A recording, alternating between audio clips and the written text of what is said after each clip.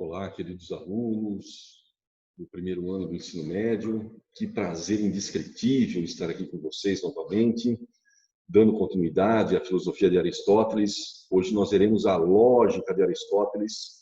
Portanto, eu peço para vocês que abram na página 65 e 66, por gentileza. Enquanto isso, eu vou abrindo a nossa aulinha aqui, para que nós possamos nos divertir à beça sobre a filosofia de Aristóteles. Ok, meus anjos? Então, vamos começar aqui, meninos, tratando excepcionalmente daquilo que nós falamos na última aula. A filosofia aristotélica, como vocês sabem, ela é uma das mais proeminentes entre as filosofias produzidas até hoje na história. E nós precisamos dividir a filosofia aristotélica em partes. Essas partes foram relatadas na última aula, como nós faríamos essa subdivisão, e nós começamos justamente com a chamada metafísica de Aristóteles. Aqui estão os conceitos e os termos fundamentais para que nós possamos dominar a metafísica de Aristóteles. Nesse sentido, se houver algum tipo de dificuldade, revejam um vídeo e me passem o mais rápido possível a dúvida para que nós possamos discutir e sanar as dúvidas individuais, ok? Hoje, como eu disse a vocês, nós vamos tratar da lógica de Aristóteles. E que maravilha, meninos! Quando eu fazia faculdade, evidentemente que a lógica era uma matéria que eu amava. Mentira, meninos, é mentira. Eu não amava a matéria de lógica. Mas ela é fundamental para nós podermos estruturar com adequação os textos filosóficos, para que eles tenham um corpo estrutural adequado. E isso Aristóteles descreveu em seu livro Organum, ou da lógica. Ou seja, a lógica ela tem como função estruturar adequadamente um texto. E isso vocês fazem comumente, justamente nas aulas de produção textual. Vocês seguem uma estrutura ordenada proposta pela tia Leandra, justamente para que o seu texto seja recebido com as exigências e adequações necessárias para ser considerado, por exemplo, um texto dissertativo. Eu não posso fazer de um texto dissertativo aquilo que eu quiser. Eu devo seguir regras estruturais, eu devo seguir uma metodologia para que eu possa, evidentemente, chegar a uma determinação daquilo que nós chamamos de dissertação. O mesmo fez Aristóteles. A filosofia estava jogada aos ventos, cada um escrevia de uma forma, uns com poesia, outros com cânticos, outros com aforismos, que são frases curtas. Calma lá, disse Aristóteles. Vamos conceber a filosofia uma estrutura adequada. E essa estrutura adequada, nós vamos passar pelo entendimento daquilo que é lógico, inteligível. É por isso que Aristóteles propôs a nós uma estruturação da filosofia nos termos que ele apresentará a nós. Muito bem. Aristóteles ele começa dizendo o seguinte: vejam, meus anjos, toda vez que eu estou escrevendo um texto, o corpo textual ele está ligado a algum tema, ou algum objeto, ou algum fenômeno, como diria Aristóteles. Vamos citar um exemplo.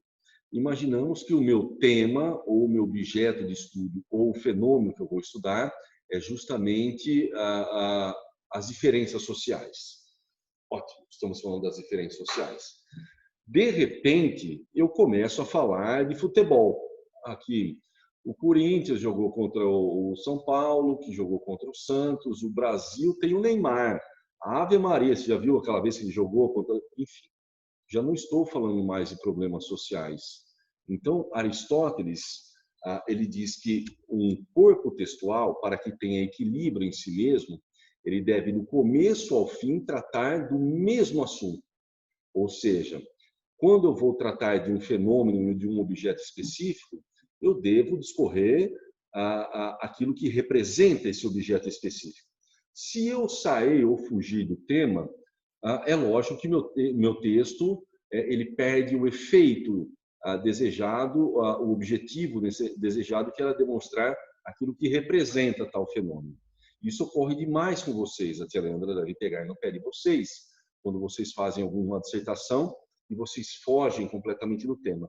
Por isso que, para que um corpo textual seja adequado, segundo Aristóteles, nós temos que admitir o chamado princípio da identidade, ou seja, o fenômeno deve ser igual a si mesmo. Aquilo que nós discorremos só pode estar descrito aquilo que é o fenômeno. Ou seja, nós não podemos escrever aquilo que ele não é e nem podemos falar que ele é uma coisa e outra ao mesmo tempo. Ou seja, nós temos que ter uma coerência na hora de desvendar as ideias a respeito desse determinado fenômeno. Tudo bem, meninos? Esse é o primeiro princípio da lógica aristotélica. A é igual a A, ou seja, descrevo o fenômeno na qual eu observo, e só.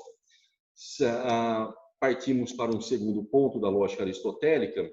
Na hora que eu vou fundamentar as minhas ideias, que eu vou colocar em prática as minhas ideias através da escrita, Aristóteles diz que nós utilizamos proposições.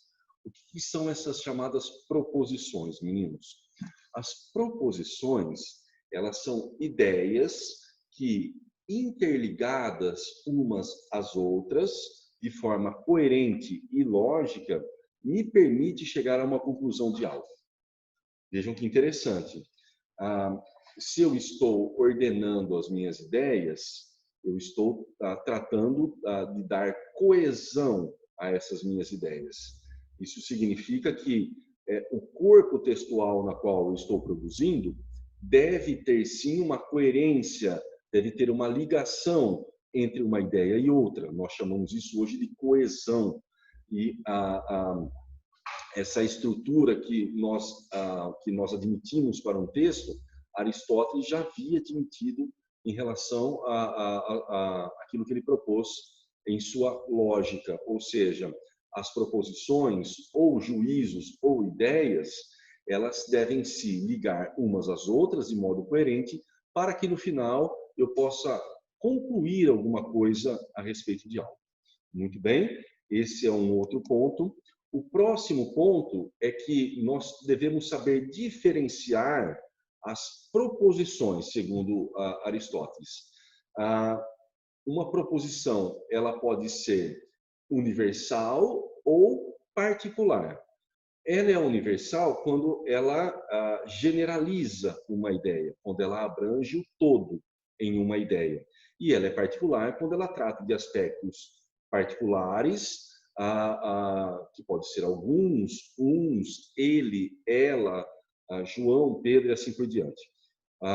É interessante que eu tenha essa diferenciação sobre os tipos de proposições, porque quando eu for compor a estrutura lógica adequada do meu texto, eu vou ter que diferenciar aquilo que é uma proposição universal daquilo que é uma proposição particular. Seguimos um pouco mais. A estrutura do texto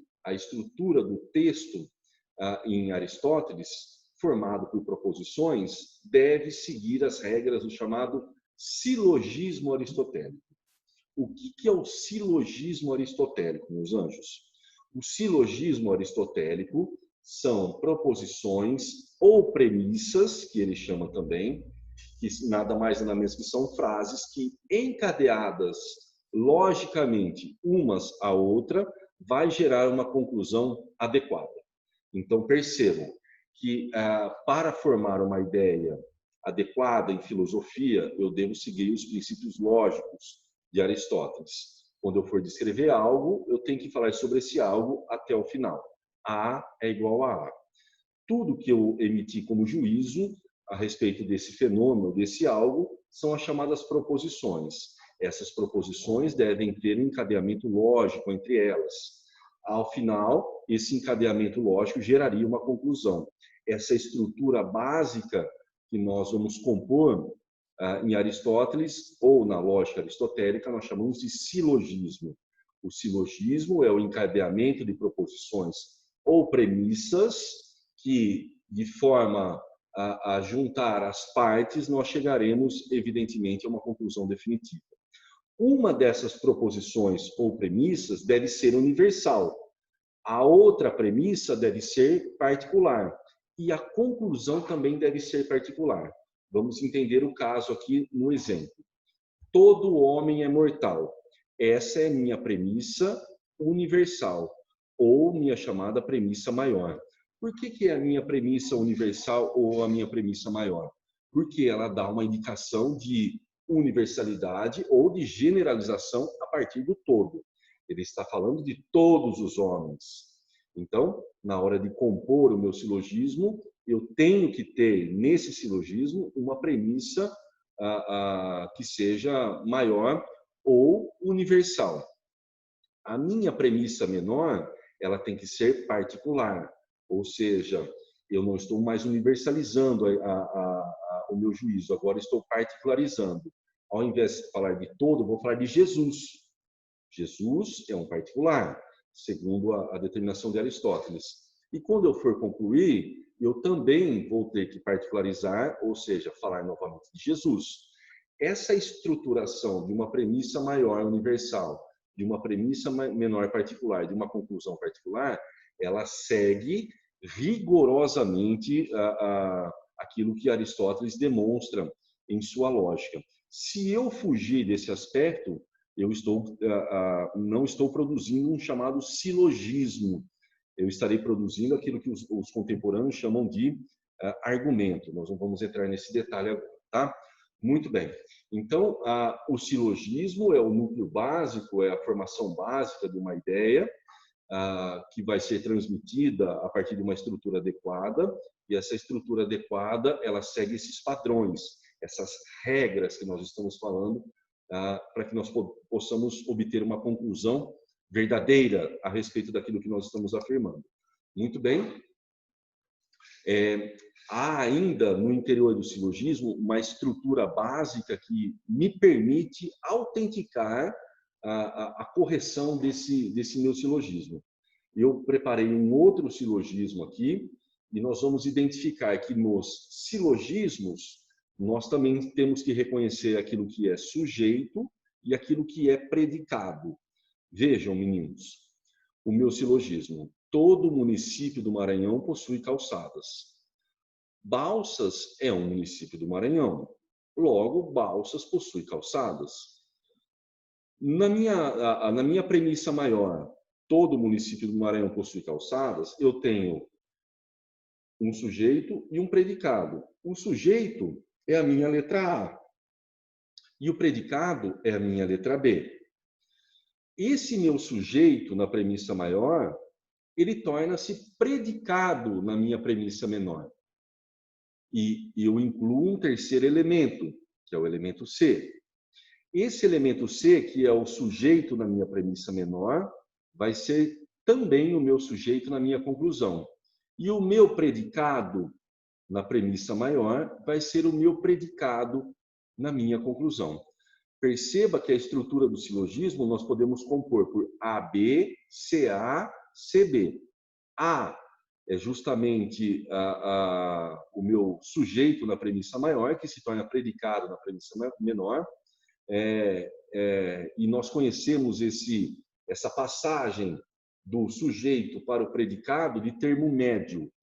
Todos os silogismos de Aristóteles possuem um termo médio.